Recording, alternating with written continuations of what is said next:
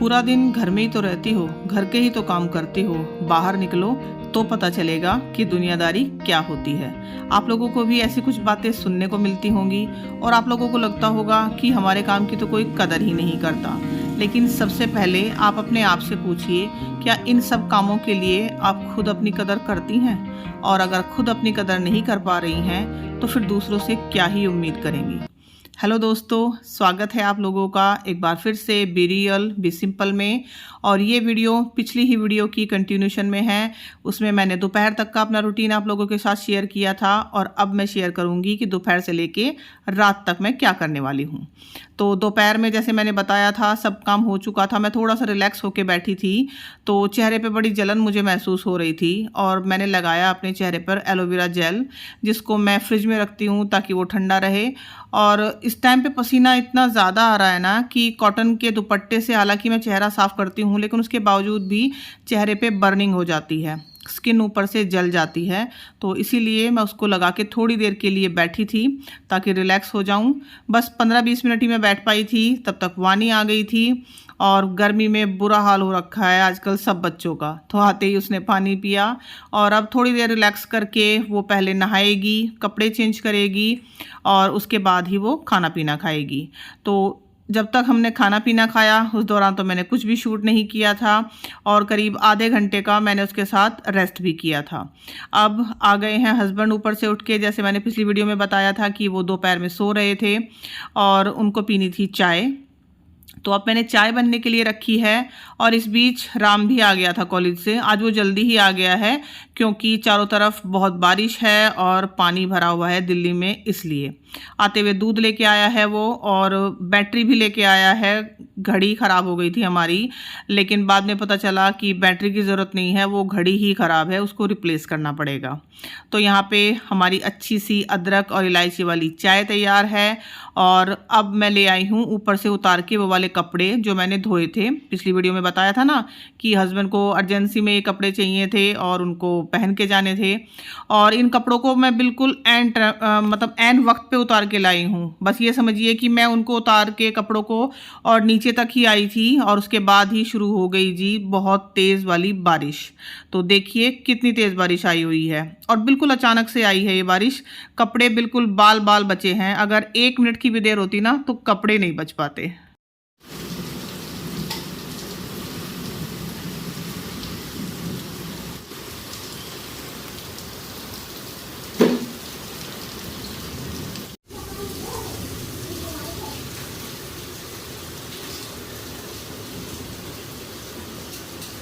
और देखा आप लोगों ने कितनी तेज़ बारिश है। इस वक्त दिल्ली के हालात ऐसे बने हुए हैं कि अगर आप घर से बाहर निकल जाओ तो कोई यकीन नहीं है कि आप घर 2 घंटे में आओगे या 20 घंटे में।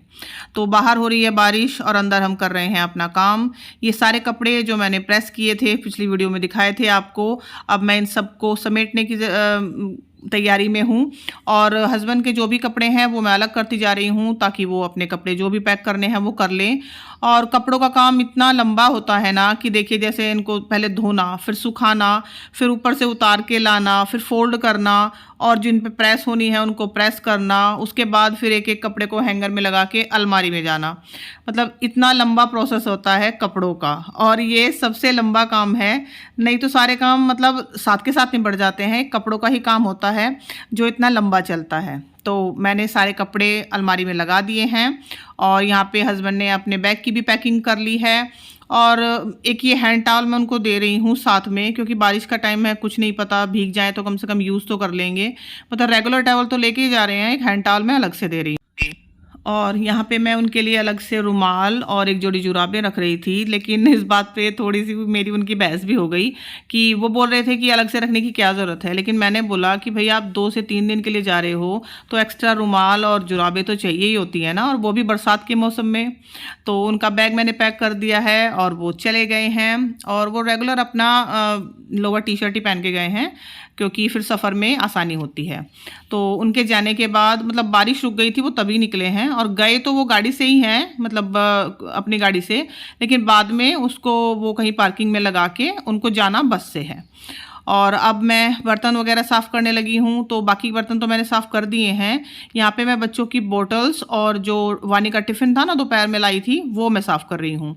तो टिफ़िन को मैंने उसी वक्त हालांकि पानी से धो के रख दिया था। आप लोग भी प्लीज़ ऐसा करें, ये ना करें कि टिफ़िन रखा है तो आप उसको मतलब जब आप साफ़ करेंगे तभी उसको खोलेंगे। बीच में उस टिफ़िन को खोल के और उसको एटलीस्ट पानी से धो के आप रख दीजिए। फिर उसके बाद जब भी आपको टाइम लगे तो आप उसको डिटर्जेंट से जिस तरह भी आप साफ़ करते हैं बाकी बर्तन कर दीजिए। क्योंकि अगर हम ऐसा नहीं करते हैं तो टिफ़िन में एक अजीब सी स्मेल बन जाती है। और यहाँ पे जो बॉटल्स हैं राम की और वानी की, इनमें मैंने एक एक चम्मच बेकिंग सोडा डाल के हल्का सा गुनगुना पानी करके वो इसमें डाल दिया था। और जब तक मैंने बाकी बर्तन साफ़ किए 10-15 मिनट मुझे उसमें लगे, तब तक वो पानी उनके अंदर रहा। अब मैंने वो पानी निकाल दिया है और ये वाला प्रोसेस मैं हफ्ते में 2 बार करती हूँ। इससे बोतल के अंदर जो एक स्मेल बन जाती है ना, वो नहीं बन पाती है। तो आप लोग भी प्लीज़ ट्राई कीजिएगा। और देखिए टिफ़िन को मैं इस तरह से बारीकी से साफ़ कर रही हूँ। और ये ऐसा नहीं है कि ये मैं कभी करती हूँ या हफ्ते में 2-4 दिन, ये डेली का प्रोसेस है।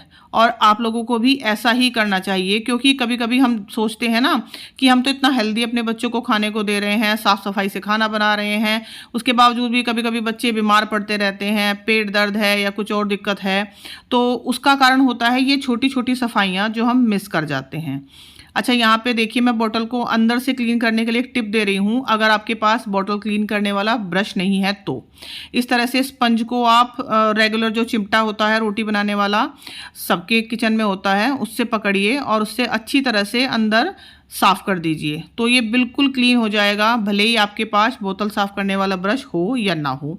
मैं यही वाला प्रोसेस फॉलो करती हूँ और बोतल बिल्कुल क्लीन हो जाती है।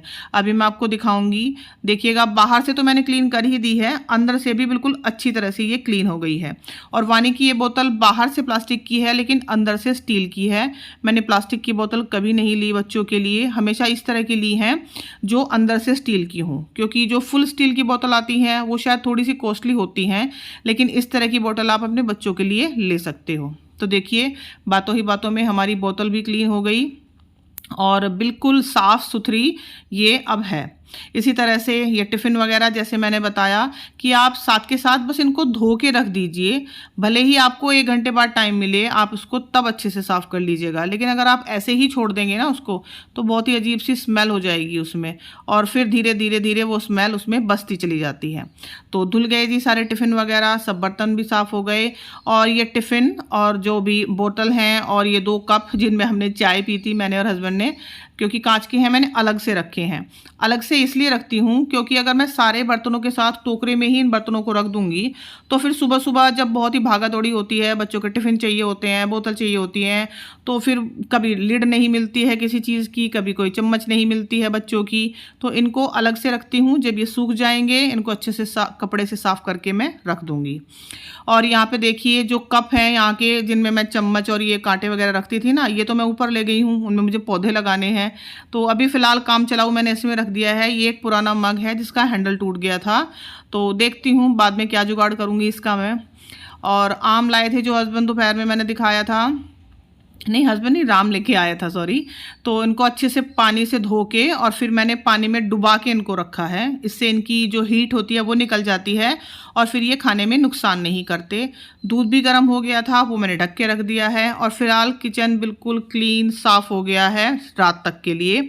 अब मुझे दोबारा कुछ नहीं करना पड़ेगा, इतना कुछ खास काम किचन में। अब आ गई हूँ ऊपर और देखिए हस्बैंड निकले थे, उनके बाद ही मैंने बर्तन वगैरह सब साफ़ किए हैं। और अभी करीब आधा घंटा ही हुआ है उनको निकले हुए। और देखिए कितनी अच्छी धूप आई हुई है। कोई कह देगा कि अभी थोड़ी देर पहले इतनी तेज़ बारिश आ रही थी। तो कपड़े धोने थे मुझे, इसलिए मैं आ गई हूँ ऊपर छत पे। तो देखा आपने बारिश, दिल्ली का मौसम फ़िलहाल, तो मैं गलत नहीं कह रही, 2 मिनट में बारिश और 2 मिनट में धूप। चेहरे पे देख रहे होंगे आप मेरे।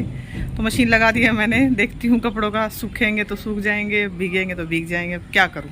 अब मेरे चेहरे पे देखिए आप कितनी तेज़ धूप आ रही है और अभी करीब 5:30 पौने 6 का टाइम हो रहा है। तो चलो अभी कपड़े धोते हैं और पौधों का भी देखती हूँ। निकाल के रखी है मैंने मिट्टी उसके लिए, तो कर ही देती हूँ आज उसका भी।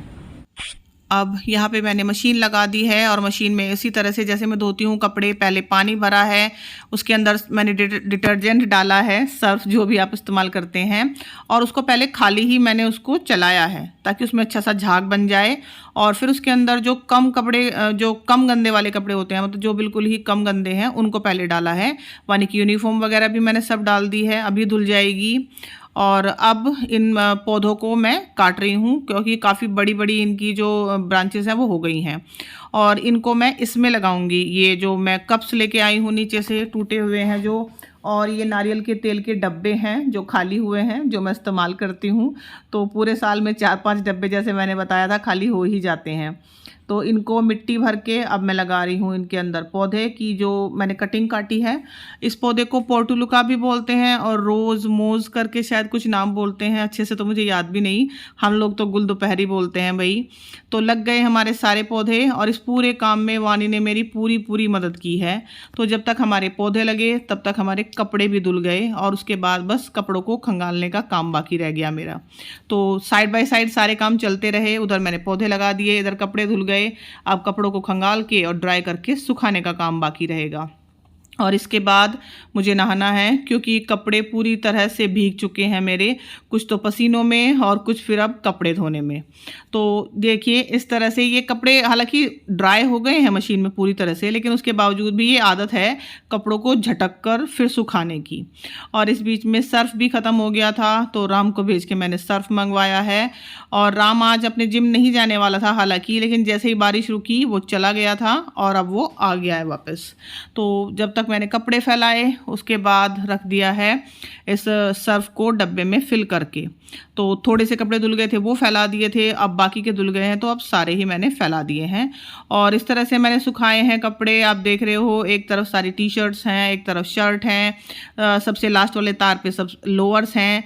तो ज़रूरी नहीं है कि इसी तरह से कपड़े सुखाए जाएं या इसी तरह से सूखेंगे, लेकिन मुझे पसंद है इस तरह से सिमेट्री में कपड़ों को सुखाना, कि टी शर्ट है तो टी शर्ट ही सुखा रहे हैं, शर्ट है तो शर्ट ही सुखा रहे हैं, ये मेरा तरीका है। तो अब जो पानी बचा है उससे मैंने सारी छत धो दी है अच्छे से, और ये टब बाल्टी सब ऊपर के ही हैं, ये यहीं पे रहते हैं छत पे। वॉशिंग मशीन को मैंने खुला करके छोड़ दिया है ताकि उसमें थोड़ी हवा लग जाए, और ये बाल्टी भर के मैं छोड़ दूंगी यहीं पे। अब नीचे जाके मैं नहा लेती हूँ, और अब नहाने के बाद मिल रही हूँ आपसे। अब मुझे अपनी स्किन पे थोड़ा सा कुछ रिपेयरिंग वर्क करना है। मैंने थोड़ा सा ये एलोवेरा जेल ही लिया है दोबारा से, और इसमें एक विटामिन ई का कैप्सूल मैंने मिलाया है। तो ये काम जैसे मैंने पहले भी आप लोगों के साथ कई बार शेयर किया है वीडियो में, कि ये चीज़ मैं लगभग डेली ही करती हूँ। मतलब मान लीजिए कि हफ्ते में अगर 7 दिन है तो 7 में से 5 दिन मैं ये वाला प्रोसेस फॉलो करती ही हूँ। इसलिए नहीं कि मुझे अपनी स्किन अच्छी रखनी है, या इसलिए नहीं कि मुझे भाई अपनी उम्र से कम दिखना है, क्योंकि मैं 40 साल की हो चुकी हूँ अप्रैल में, और मुझे बहुत ही प्राउड है कि मैं 40 साल की हूँ। 40 की उम्र में 35 की दिखने का या 30 की दिखने का मुझे कोई शौक नहीं है। मैं कभी भी अपनी उम्र घटाना नहीं चाहूँगी, लेकिन हाँ इतना है कि आप ग्रेसफुली एजिंग करें। ग्रेसफुली यानी कि आप 40 के हैं या 45 के हैं या 50 के हैं, कुछ भी आपकी उम्र है, आप एटलीस्ट उस उम्र के लगने चाहिए। ये नहीं कि उम्र तो आपकी 40 है और लग आप 60 साल के रहे हो। मैंने बहुत से लोगों को देखा है कि उम्र उनकी 20-25 है, लेकिन उसके बावजूद भी उनके चेहरे पे कोई चमक नहीं है, और या तो वो देखभाल नहीं करते या फिर पता नहीं क्या कारण है। तो थोड़ी सी भी देखभाल अगर आप अपनी स्किन की, हाथों पैरों की करेंगे तो इससे देखिए एक बेनिफिट तो ये होगा कि आपकी स्किन बहुत अच्छी रहेगी, हाइड्रेट रहेगी अच्छे से, और दूसरा बेनिफिट ये होगा कि आप बहुत ही रिलैक्स महसूस करेंगे। ये जो मसाज मैं कर रही हूँ ना, ये स्किन के लिए तो अच्छी है ही, साथ ही साथ ये मुझे रिलैक्स भी बहुत ज़्यादा कर रही है, क्योंकि इससे सारे मसल्स आपके रिलैक्स हो जाते हैं। पूरा दिन आप काम में लगे रहते हो, थकते हो, हाथ पैर भी थकते हैं, चेहरा भी थकता है, आंखें भी थकती हैं। तो ये हल्की सी रिलैक्सिंग वाली मसाज, सच कहूँ मुझे तो नींद आने लगती है, और इस मसाज के बाद आप सोइए, आपको वाकई में बहुत अच्छी नींद आएगी। तो आप लोग भी फॉलो कीजिए प्लीज़। और एक बात और, इन सब के अलावा अपना अंदरूनी जो मैं कहूँ कि क्या बोलूँ मैं उसको, मैं शायद अच्छे से बोल भी नहीं पा रही हूँ। अंदरूनी जो आपकी सोच है ना, उसको बहुत ही अच्छा रखिए, बेहतर रखिए और बहुत ही उसको पॉजिटिव रखिए, क्योंकि वो सोच आपके चेहरे पर झलकने लगती है। अभी नहीं झलकेगी, कुछ दिनों बाद साफ झलकने लगेगी। आप अंदर से क्या सोच रहे हो, क्या आप अंदर से किसी के लिए महसूस कर रहे हो। अगर आपके अंदर बहुत ज़्यादा गुस्सा है, बहुत ज़्यादा एंजाइटी आपके अंदर रहती है, या बहुत ही ज़्यादा चिढ़ जिसको कहते हैं ना कि हर वक्त आप चिढ़े ही रहते हो, तो वो धीरे धीरे आपके चेहरे पे दिखने लगेगी। और अगर आपके अंदर 2 अच्छाइयाँ भी हैं ना, तो यकीन मानिए वो आपके चेहरे पे दिखेंगी ज़रूर। तो देखिए, बातों ही बातों में मेरी मसाज भी पूरी हो गई चेहरे की। इसके साथ ही मैंने हाथों की भी अच्छे से अपनी मसाज कर ली है। और पूरे एक थकावट भरे दिन के बाद ये मसाज मुझे इतना रिलैक्स करती है, तो प्लीज़ मेरी बात मानिए और आप लोग भी इसको करना शुरू कीजिए। आपको अपने चेहरे में और साथ ही अपने रिलैक्स होने के प्रोसेस में साफ अंतर नज़र आएगा। तो बहुत ज़्यादा टाइम इसमें नहीं लगता है, 10 से 12 मिनट आप लगाइए सुबह और 10 से 12 मिनट शाम। अच्छा, सुबह मैं अपने हाथों पैरों की और स्किन की देखभाल कैसे करती हूँ, इसके लिए भी मैंने एक वीडियो डाला था, उसका मैं लिंक डाल दूँगी डिस्क्रिप्शन बॉक्स में, आप लोग प्लीज़ चेक कर लीजिएगा। और अब बारी आई है जी दूध पीने की। मैं दूध लूँगी और वानी को दूँगी। राम आज दूध नहीं ले रहा है, हस्बैंड जैसे कि मैंने बताया चले ही गए हैं, तो सिर्फ हम दोनों माँ बेटी ही आज दूध लेंगे। तो वानी तो बस गुनगुना सा ही दूध ले लेती है, उसको गर्म नहीं चाहिए, लेकिन मुझे बिल्कुल गर्म दूध चाहिए है, तो इसलिए उसको तो मैं ऐसे ही दे दूँगी। अपना दूध मैं खूब तेज़ गर्म करने वाली हूँ। तो दूध में मुझे कुछ भी मिला के पीना अच्छा नहीं लगता, ये बॉर्नविटा वगैरह कुछ भी मैं नहीं मिलाती हूँ, लेकिन सिंपल दूध चाहिए मुझे, तेज़ गर्म हुआ और अच्छे मीठे वाला। तो अपने दूध में मैं खांड डाल के पीती हूँ, वानी को दूध दे रही हूँ, साथ में थोड़े से मखाने ले रही हूँ और 2-1 अंजीर ले रही हूँ। तो ये हम दोनों माँ बेटी का हो गया दूध। और यहीं पे मैं एंड करती हूँ इस वीडियो को। कैसी लगी आपको मेरी ये वीडियो, प्लीज़ बताइएगा। अगर आपको मेरी वीडियो पसंद आती है तो प्लीज़ चैनल को सब्सक्राइब ज़रूर कीजिएगा और मेरी वीडियो को लाइक भी दे दीजिएगा। आप लोगों का एक सब्सक्राइब बहुत मायने रखता है मेरे लिए। प्लीज़ मुझे ग्रो होने में हेल्प कीजिए। Thank you so much for watching. अपना कीमती टाइम मेरी वीडियोस को देने के लिए आपका बहुत बहुत शुक्रिया। चलती हूँ, दोबारा मिलूँगी, तब तक अपना बहुत सारा ध्यान रखिएगा। Bye bye and take care.